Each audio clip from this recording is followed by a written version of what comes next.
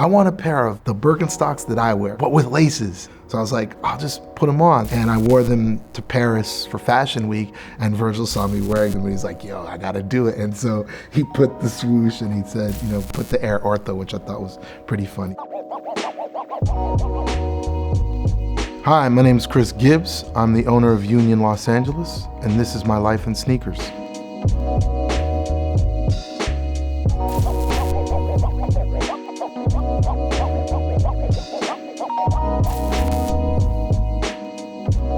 Born and raised in Canada, Ottawa, Canada. Moved to New York for college in '94. Met my now wife, then girlfriend, who was like, you need a real job. You need to be cooler. And she eventually got me a job working at UNION. And that was in '96, and I never left. I'm still here. I was hired by James Jebbia, who had started UNION with his then girlfriend, Marianne Fusco. But Marianne ran the day-to-day and pretty much taught me everything I knew, and that's who I worked with for the most part. But that was their store that they started in '89 together. This predates Supreme. There's basically like a little family tree. UNION, Stussy, Supreme, undefeated. UNION was opened in '89 in New York by James and Marianne, but Eddie kind of ran the store there. Eddie moved to LA in '91 and opened up the Stussy Union. Sean Stussy had established a really good relationship with Eddie and James through the New York store. Eventually, they decided to open up Stussy shops that they ran. Later on, James goes to open up Supreme. So then obviously, James, who started UNION, now has Supreme. He's running Stussy for Sean in New York. Eddie owns the LA Union and is running Stussy for Sean here in Los Angeles. Sneakers got so big in UNION that basically Eddie teamed up with James Bond, who had K-Bond here, and basically started undefeated as the sneaker extension to K-Bond in UNION. And so at some point around 2009, when the recession hit, Eddie and I were talking. He offered me the opportunity to be able to take it over from him, buy it from him, in essence. I had already been doing so much for the store for so long that it was a seamless transition. No one would have known. Eddie, to this day, still gives me advice on a regular basis and is still super supportive. I suppose there's kind of two ways that I look at how, fashion and sneakers and what that all meant to me. I definitely remember the first time I got to make the decision of what shoe I was gonna buy for myself. It was in middle school. I had to have these Chuck Taylors, but even as a middle schooler, I was really into color. So I would never get the black or the white. I always wanted a weird color. Every 80s baby of a certain, elk eventually matriculates to Jordan. My first Jordan would have been a 3. So that would be the next pivot, and then getting into all those late 80s, the Jordans, the Nike Assaults. It wasn't until I started working at UNION where I think that light switch got turned on to really thinking about fashion. It's funny because we kind of just told that story through the lens of our Dunk release, which was, I'm a student, I'm broke, I'm living in New York, I can barely pay rent. Dunks at that time were a very utilitarian shoe. It ended up becoming this uniform for young creatives, downtown creatives, because we're all broke, And so that was my entry into that.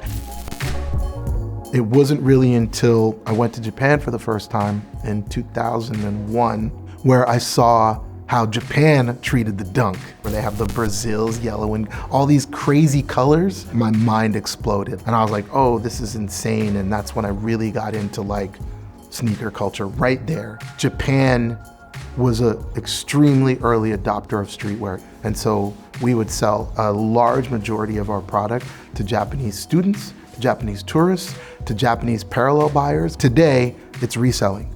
Back then, it was called parallel buying.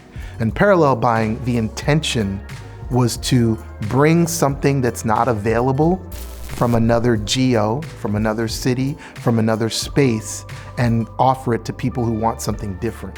And there wasn't a crazy markup. That's why it's called parallel buying. You bought it for $100, maybe you made an extra $20, but it was more about bringing something new. I would admit to anyone that I run UNION through the lens of that guy and his first trip to Japan. Talk about Your top 5 shoes. My top 5. So just pull them out. Yes, sir. So I got the Mars Yards. Union here in LA, when these shoes launched, we launched this shoe. We did a full build out in the store. It was the shoes, there was a jacket, there was some bags, and we did a full kind of execution and activation in the store, much like what happens here all the time now, but this was absolutely the first. What I like about this shoe is I thought he did an incredible job of taking like the sensibilities of the old 80s silhouettes, but bringing it into a modern time on a modern outer sole. The fabrics are really dope. The colors are like, I can wear this shoe with anything because the colors are kind of like so nondescript. Built the Huaraches. You might be surprised to see these in, but I think these have a special place in my heart from my high school basketball days. I definitely am into like kind of a boxy toe box vamp, and this would have been maybe one of the earlier exoskeleton shoes. And I really like, still to this day, I love the shape. I love the lines on this shoe. We've got, you know, shameless self-promotion, but we got my AJ1s. This has become my everyday shoe. The original design intention with these shoes was to make them look beat up, but I didn't have the balls to go through with it. So we just ended up doing like the antique sole, and we did the antiquing on the edge of the leather as kind of a hint to that. I'll admit I am spoiled. I have a number of pairs on ice. More than I'd like to admit. There isn't a day that hasn't gone by in the last 5 years where someone hasn't asked me if we still have ones.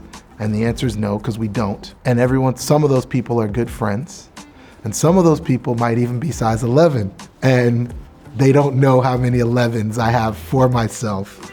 So sorry guys, but this is my baby, so I love these. We got my favorite, my Air Orthos.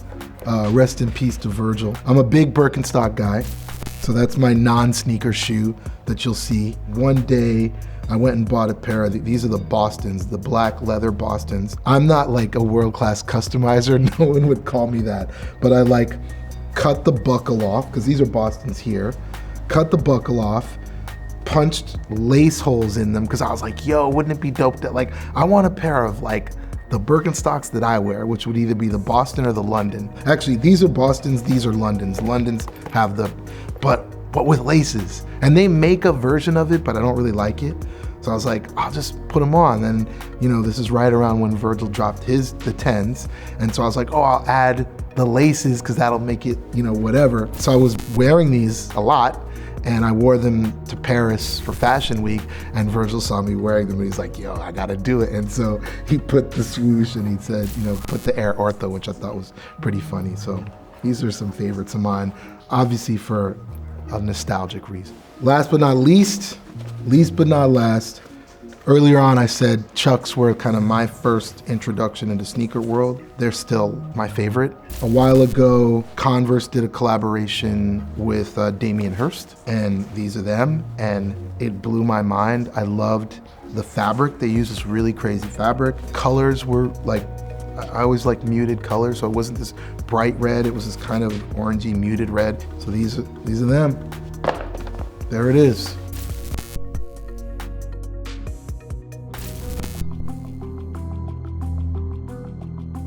From 5 to top 3.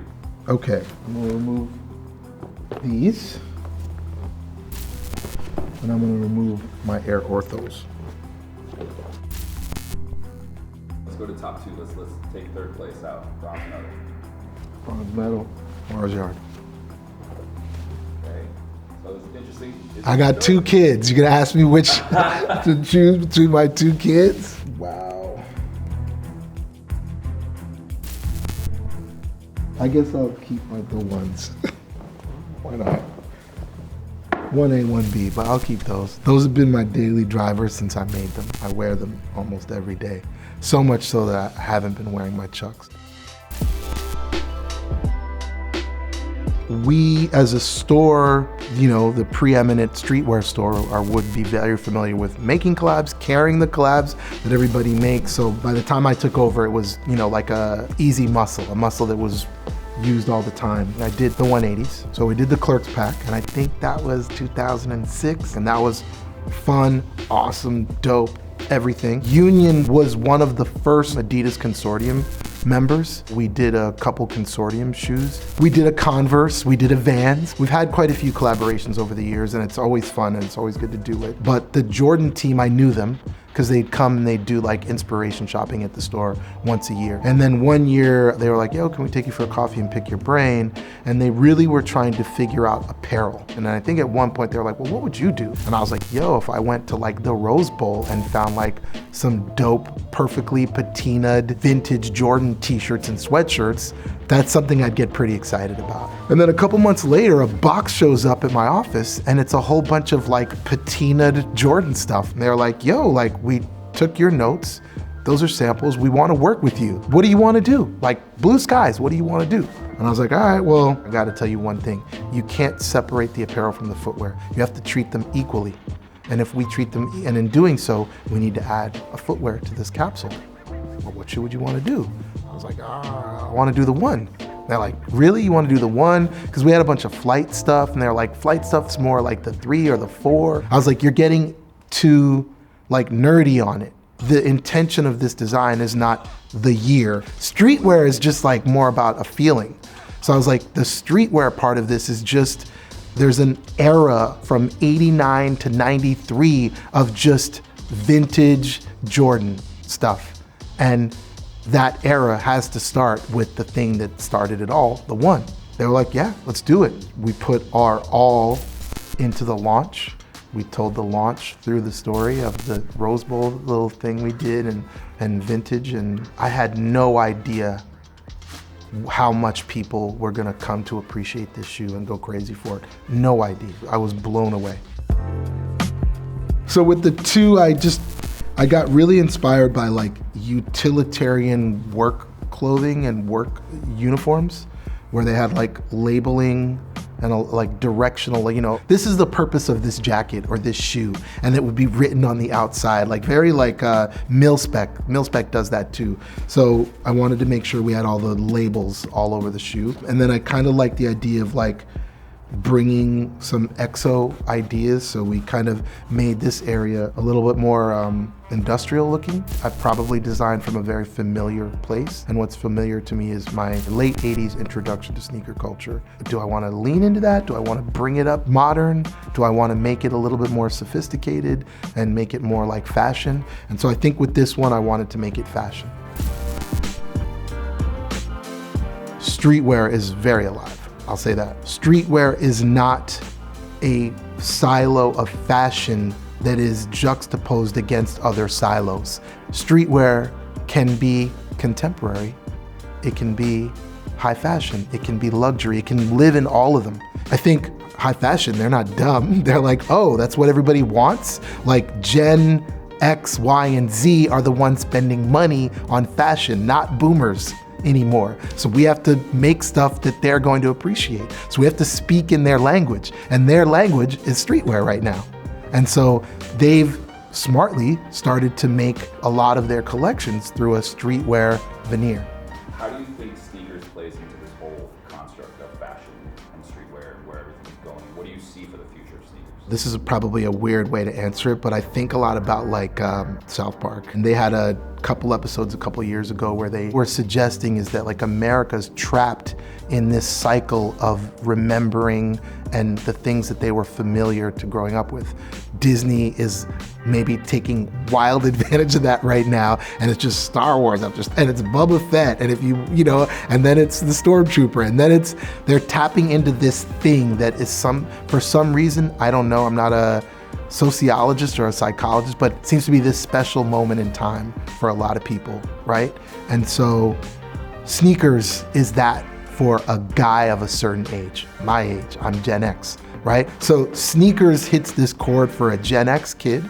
I think Gen Y and Gen Z, although they have their own take on it and they're definitely doing their own thing, they've taken a lot of cues from Gen X.